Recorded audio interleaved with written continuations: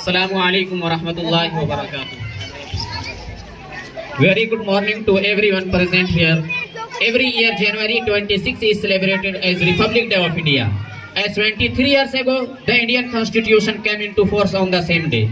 The Republic is governed in terms of the Constitution of India, which was adopted by the Constituent Assembly on 26 November 1949 and came into force on 26 January 1950. The Constitution was drafted by the Constituent Assembly, which was elected by elected members of the provincial assemblies. The 299-member assembly took almost 3 years to draft the Constitution, holding 11 sessions over 165 days. Dr. Bhimrao Ambedkar was a wise constitutional expert. He had studied the constitution of about 60 countries. Ambedkar is recognized as the father of the Constitution of India on 26 November 1949. It adopted the Constitution, which was signed by 24 members.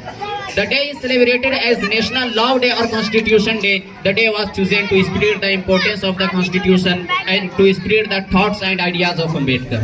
Why was January 26 chosen for the Constitution to come into force?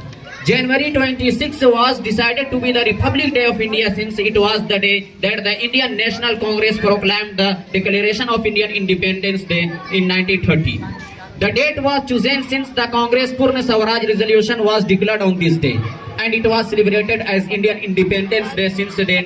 But when India got freedom from Britishers on August 15, 1947, so for a country it's not possible to have two Independence Day, and for a country to become a republic is also an important event. So in conclusion, 26th January was eventually decided as a day for the Constitution to come into force.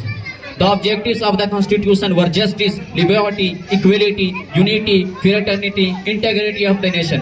The Constitution ensures that every citizen of India gets their rights and should have its own set of rules. In the end, as a conclusion, it will be better to say that every city. In the end, as a conclusion, it will be better to say that as a country we have developed, improved, but as a nation, there are many hurdles we need to win over. As a result of the pandemic, our lives have been disrupted from the path, but we can together bring it back, and the glory of India would go high and high. Together we should promise that next year, when we stand here, a better version of the pandemic to portray on the page, a better democracy, better justice, better liberty rate overall, a better nation altogether. Thank you very much.